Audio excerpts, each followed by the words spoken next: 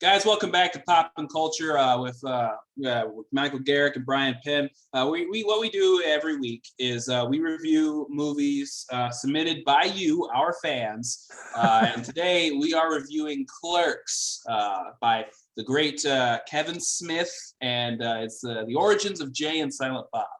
Mike. That was hilarious. Thank you, buddy. Again, guys, Bryan Penn, very hilarious comedian. If he's in your city, please go see him. God will keep you laughing. Also, check out his podcast, Vicious Pineapples, and check out his indie films. Great work. The movie that we'll be reviewing is Clerks. Bryan chose the movie. Before we get into this, this will be a 100% spoiler review. But before we spoil the movie, Bryan, do you believe they should watch it? Yeah, go watch Clerks. You've probably seen it, but go watch Clerks. Tell you what, I give it 4.5 stars out of 5. Nice. All right, and we're about cool. All right, guys. Everything past this point is going to be 100% spoilers. Spoilers. Well, so you saw it for the first time a few hours ago. You probably got a lot of questions for me, but as somebody who's seen it a dozen times in their life, and you having seen it recently once, I gotta know, what are your thoughts on the film? Like as a whole, just in general, how has it left you emotionally? Well, luckily I did a little research right after I watched it, and then that made everything make sense. Apparently, this was his first film. Mm. And then once I acknowledged, okay, this is his first film, and then I saw the budget and everything, that's when I realized, okay, that's why this is this way. And giving him credit, giving him the benefit that this was his first film, everything lined up more, and I enjoyed it. I went back and I enjoyed it more because, it's your first film, it's your first piece of work. It's not horrible, but it wasn't what I was told. Like, you didn't tell me anything about it. My friends told me about it, and they're like, bro, it's good.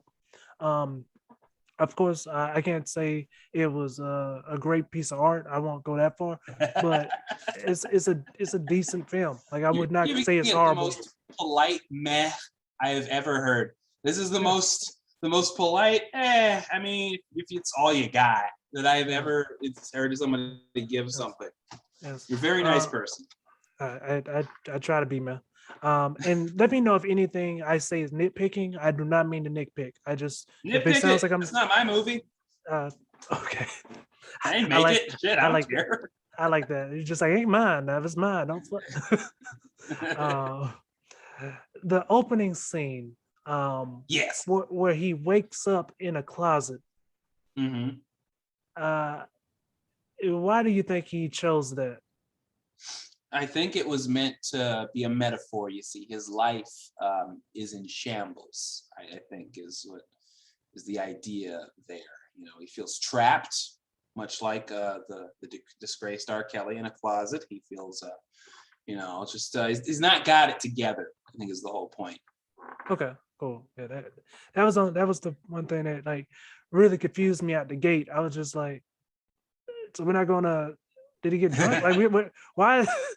He's probably got drunk. Yeah. I was just why is this something that's happened to Kevin Smith before? Yes. Kevin Smith is the director of this, guys. One of the biggest comic book nerds. Directed a lot of films. Got mad respect for the guy. Wrote a comic book for DC, I believe. Very creative man. Like I said, this is his first movie he directed. Very low budget. It's shot in black and white. One of the questions I wanted to ask you was, if this movie was in color, would it be as good? Would it be as good in color? Well, quick reason why it's in black and white. I don't know if you saw that in your research, but it wasn't just to save money on film. When you're making a movie, color palette is something you pay attention to. So you're paying attention to what color is the set that you're in, what color are the characters' clothing, and how is that matching, and then the lighting, right? So the light has different color temperatures. White light isn't white. There's no such thing as white. I look at my screen right now. My screen is more blue than your screen. in terms of, and on my monitor, right? On our Windows and Zoom, I've got a much bluer screen than you do. But we both have white lights installed. I didn't install a blue light. You didn't install an orange light, but the white balance is different, right? So when you're emulating white, I mean, who's to say what white is, right? And so if you're an indie filmmaker and you don't have a lot of money, you just got to use whatever lights you got. And so that means from one scene to the next, the blue and the orange aren't going to match unless you make it black and white. And now it doesn't matter. You can grab any old light. You don't have to match the colors. You don't need specific lights. You don't have to worry about the color of the wardrobe. You don't have to worry about, there's a lot you don't have to worry about when it's black and white. Plus, this was the 90s, it was more forgivable then. So that's why. So would it make it better if it were in color? Well, I mean, it couldn't just be in color. You know, he'd have to have it in color and have all the lights match and have the, you know, you're kind of asking, it would be better if he were a better filmmaker. You know, like, yeah, sure. Yeah. If he had more resources and time and was a better at making films and could afford to make it in color, yeah, it would be better. But, you know, I don't know. Okay. You hit on it being a 90s film. It is a 90s film.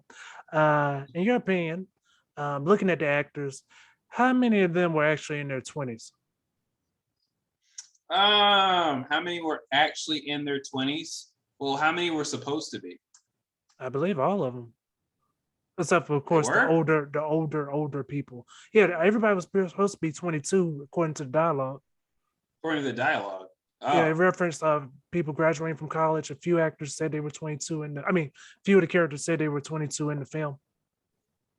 yeah, they're probably all in their 30s, I'd imagine. Yeah, I was like, that's the Probably. 90s for you. Like, oh I yeah, this guess. Yeah. yeah. That's one thing I love about the 90s. Is like give him a skateboard and he's in his 20s. No, Yeah. he's a teenager.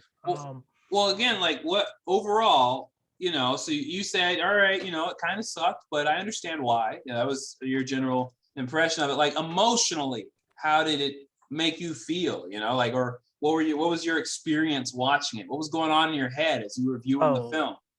the number one thing that went on through my head, the number one thing was when this dialogue lands, it lands and it's beautiful dialogue. But God, when it doesn't, like it's some dialogue where you could tell he wrote it and it's meant to sound well, but it's just not. I couldn't put on the actors. Like it's some of that dialogue. I was like, this just doesn't sound like humans. Like this doesn't sound like a Yes. conversation me and someone else had. But some dialogue is just spot on. Like that's really Mhm. the way I looked at it. When his dialogue was perfect, because I think the acting was decent. Like they were trying their best. They really were acting. But some of that dialogue is just like, I can't make that sound good either. What do you have a scene in particular where you're like, what the who says stuff like that? What's I wish I had a fresh memory. I know it was more in the beginning where the dialogue really wasn't hitting. Towards the end, that's when I Mhm. was like, okay, these scenes are working. Like this is shot well, and this is great dialogue. Like this is stuff I would say with my friends too. Mm. Yeah, that's awesome. Yeah, no, um, it's very wordy. That film and like Tarantino movies are like this too, where it's just it seems like every single character's dialogue is heightened. Right, like you watch a Tarantino movie and it feels like I'm a little kid watching older, cooler kids talk, and how their command of English is so much better than mine. So Kevin Smith's is a lot like that, just not as good. But like when it is as good, it's pretty good. And it's just Yeah. such a quotable movie. 37, 37, Yes, that was what I was 37. about to get to. This movie is super quotable. Like it's so many times I've heard this like parody in other like TV shows and Mm, other movies that like I was like, oh, that's where that comes from. Like yeah, so many lines are quotable. 37. Uh, when it comes to the pacing of the film, Mhm. did you like the pacing? The pacing of the film, I mean, it's one of those weird ones because I saw it. I guess when I was pretty young, I wasn't really paying attention to pacing. So at this point, the pacing is just what I expect it to be. Uh, I don't think there were any points from like, okay, wrap it up, but you know, it didn't feel like it had a bunch of extra endings to me necessarily. What about you? What did you think about the pacing? I think it was time right.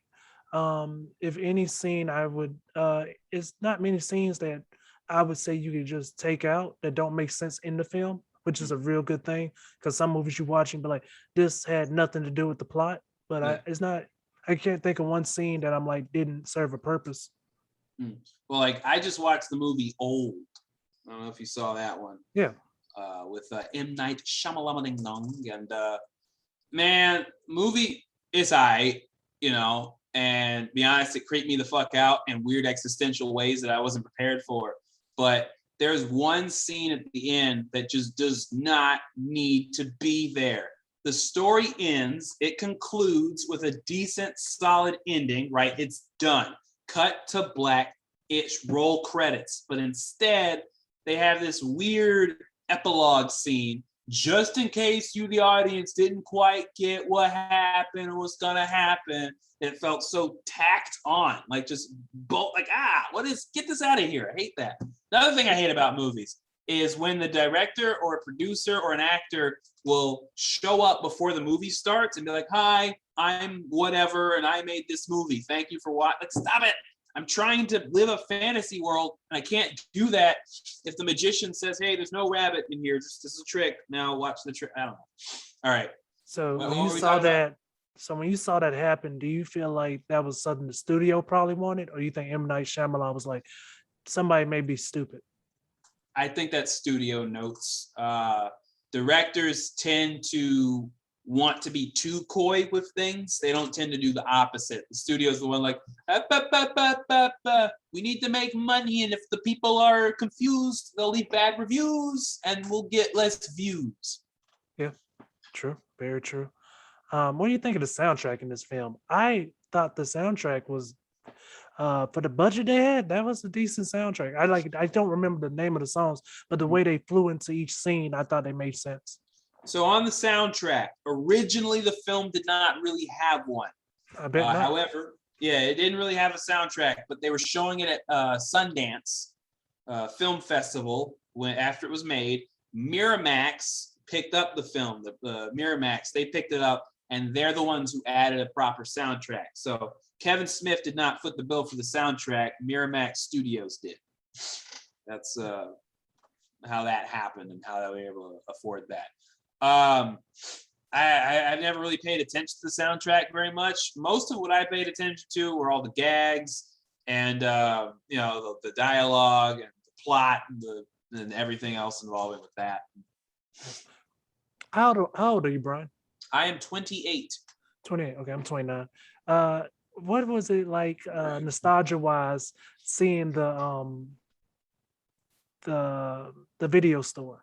The video store, seeing the video store. What was it like nostalgia-wise? Well, it's tricky because when I first saw this film, video stores weren't that distant. Probably saw this film in high school. Video stores probably officially shut down around like the beginning of high school for me. That's when Netflix started to come online, Internet 2.0 started. And so video stores, they just ended when I first saw this movie. I didn't really and now it's just part of the movie, Yeah. But I remember video stores. I remember you'd walk around, you'd hide from the scary section. There's the scary section of the video store. There's a section where you'd see like some side boob. There's a side boob section for certain movies. And Blockbuster had so many more videos than Hollywood Video did. I remember that. Blockbuster was ridiculous. And it's funny when you think about Blockbuster now, people think about Blockbuster like Kmart, like this old abandoned thing. But when video stores were popular, Blockbuster was like the big boss of all video stores. That was your Amazon, that was your Google, that was your Apple, that was your giant faceless, soulless corporation. And your like home video stores was the little guys that everybody normally would go to, and Blockbuster sort of like bought them all out. Yeah, I remember I grew up in Winsboro, South Carolina, very little town, and we had like one little home video store, just locally owned and everything. Allie and Gramps, local video. Yes, and it's all Christian videos. And then, the porn was in the back, and I never get Walmart got a red box, and he was just like, I had a conversation with him, and he was just like, I was 15, but he was a real chill guy, and he was like, "Yeah, it's about time to sell." Yeah. Yeah, so Yeah, they weren't making any money. nah, dude. When he started selling ice cream and hot dogs, I was like, the game's over. Um, Wow, 15. You're very business savvy. huh? Oh no, he the guy that Oh, owned it. Yeah, sorry. No, I didn't own it. that's what No, he said. I was like, good yeah, gracious, man. no. And once he started serving ice cream and hot dogs, it was kind of like, yeah, it's coming. Very nice guy though. Anyway, to get back to the film, um, we spoke about it being quotable. Yes. Uh, did you like? Because some people don't like it. I truly don't care. Did you not like the fact that Kevin James was in the movie? Well, his name's Kevin. It's Kevin Smith, right? Didn't Kevin Kevin Smith. James I call Clark? apologize. Yeah, Okay. Kevin Smith. I apologize, guys. The Well, I started to director's doubt name is myself. I was Kevin like, I've been Smith. saying Kevin Smith this whole time. Is it Kevin James? No, that Yes, was it's, Paul it's Blart Kevin Mall Smith. Yeah. Cop. I didn't know that was Kevin Smith for a very long time. So like when I first saw the movie, that's just Silent Bob. It's not I didn't know that was Kevin Smith until maybe like the fifth time I watched it. By that time, I already liked the movie, so it really didn't, it was whatever to me. Yeah, when he spoke towards the end of the movie, I was just like, Yeah. "Oh shit, this okay, nope, all right." Did not see that part coming. Like, Yeah. and dropped some Well, words of wisdom and dipped. the fun fact is Jay of Jay and Silent Bob was supposed to deliver those lines, but Jay was so hammered during production the whole time, he just couldn't do it. He just could not get that out. And so Kevin Smith delivered the lines, and that's how that clip got in there. I think it works better, honestly. Yeah. Nice. So judging, because I haven't seen any of the sequels. Apparently, it's two sequels, I believe. What about it? They just finished shooting the third one. Watching this as its own film, do you believe they should have made sequels? Fuck it, man. That's more money. That's like, do you think he should have had a successful career? Like, all right, I didn't mind the second. I think when I first saw it, I liked the sequel to Clerks 2. But there are flaws with Clerks, and some of them are still present in Clerks 2, which you'll be happy to know is in color. Should he have made it? Should he not have? That's weird. That's like me asking, like, oh, this guy did something good and it made him a lot of money. Should he have continued trying making more money? Like, sure, whatever. Sure. Do what you got to do. This still exists no matter what he does. Sure. I watched Dogma, An Unhealthy Amount. Is another movie by Kevin Smith. That one's pretty good. Let's see, we had Dogma, Jane. That's the one with his kids in it. What? Is that the one with his kids in it? No, that is Yoga Hosers. Yeah, Yoga Hosers has the daughter of Kevin Smith and the daughter of Johnny Depp. They're the stars. Oh, shoot. Okay. Wow. Okay. Yeah. Nice. Star power. Yeah, very much star power. If it's just put Johnny Depp and Kevin Smith name on it, something can get made.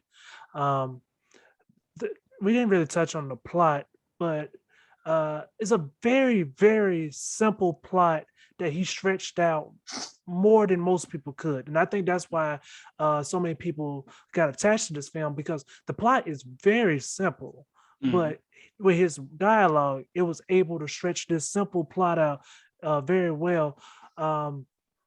Towards the end, did you expect the ex-girlfriend to come back? No. Obviously not, but yeah, like you were saying, the plot is simple. It's just a day in the life at a convenience store, but it's not a plot heavy film. It's a character heavy film, and that's why the dialogue sells it. Like, it doesn't matter. And it's clearly low budget. That's why they're in one location for most of the movie. They couldn't afford to do other things, So you can't have explosions and you can't have exotic locations. All you got is these people, and you got to give a shit about these people. So you write a film that focuses on the people.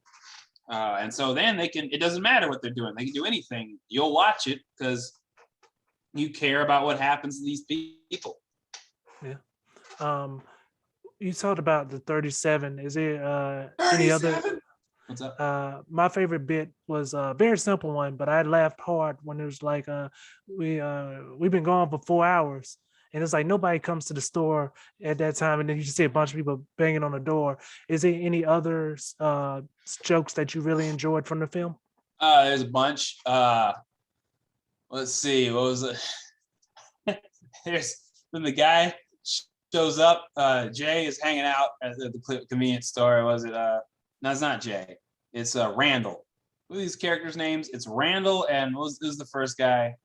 I forget his name. Anyway, Randall's hanging out with him, and the main guy is sitting there, and they're having a discussion. And this guy comes up, goes, "Excuse me, excuse me, excuse me. Do you have any fresh milk or something like that?" And Randall shows him like, "Hey, what do you think about this?" And it's just a full spread of a vagina from like a Playboy magazine. He goes, "Ah!" And he runs away. Just, ah! It's the worst thing he's ever seen in his entire life. Yes. That's pretty good. Oh yeah, I meant to bring this up first. My brain just went left, just went away from me. Oh yeah, the main thing that made me in the beginning of the film kind of go like, man, I hope this is good. Is would you agree that the beginning? Okay, that came out wrong. It's a great film, Bryan. The thing that worried me was, and I want to get your opinion. Do you agree that the beginning of this movie is kind of like a PSA for smoking? Well, it's a whole. I mean, you know how it ends. It's just a whole setup for a punchline. Yeah. And it's a funny that you mentioned that. I'm just going to inundate you with fun facts. That beginning almost got this film not picked up because the president or CEO or executive, whatever, lead of Miramax, when he saw it at Sundance or when he was presented it, was a heavy smoker. And so when the first part like kicked up, he just like walked out. And like 3 different occasions, he just walked out, right? And then finally, somebody got him like, wait, just hang on, just stick till the end. And it turns out the guy works for like a cigarette gum company. And he's like, oh, okay. And then he was cool with it. But yeah, I mean, that it's a whole bit. You're getting set up to be like, oh, this is weird. Oh, this guy is just, and then at the end, the guy comes up, goes, "Can I get 2 cigarettes, please?" And one of the protesters. Yeah, it was a great payoff. Like it was just, I mean, it was a long payoff, but it made sense towards the end. I was just like, oh, okay. Because literally after that part, people are still just buying cigarettes through the whole movie. So it's kind of like, why was this here? And then you see, yeah. So, Yeah. But I can't say I remember any of the faces except for Jay and Kevin Smith. But what did any of these other actors become bigger by chance? No, I don't think so. I'm not sure, but I think his ex and Randall wound up getting married after the film. They like hit it off and they got married. Oh, that's beautiful. That's good. Yeah, so I don't think any of them have, besides Kevin Smith, I don't think any of them have done anything since that. Okay. But I don't know, maybe. Yeah. Also, guys, the guy from Jay, he's a healthy guy now, doesn't do drugs, I don't believe. I think he still drinks alcohol, but he doesn't do drugs anymore. You gave me the rating earlier. You say 4 out of 5. I'm sure this is a dumb question, but I still ask. Do you believe that this movie has become a part of pop culture? Is it a part of? It's kind of a cult film. I don't know about pop culture at this point. It's kind of an older movie, you know. Like it's people know about it. You could generally ask people, like, hey, have you seen Clerks? And you know they have at a certain age, you know. But you know things don't generally stay a part of. It takes a lot for something to be a part of pop culture for decades. You know, like Grease is not a part of pop culture, but it was. You know, so no, I wouldn't say it's a part of pop culture, but it is it's got a cult following. Yes, definitely. Thank you so much, man, for coming on to the movie review. Is it please tell you, is there anything you want to say to your fans, and please let people know where they can follow you? Well, all my fans, it's great being on here. You can just turn on down the dial and go on to Penn Project on all social media. That's THE Penn Project for all my wacky shenanigans and weird voices. And thank you, Michael Garrick, for having me in your living room. It's a great, well-kept place. It's weird that your covers are on top of your pillow and not rolled one fold back from it. But to each their own. Gray sexual, I understand. Yeah, Clerks is a good film. I thoroughly enjoy it. I might watch it after this. Nice. Thank you again for coming on. Thank you guys for watching and listening, and have an amazing day.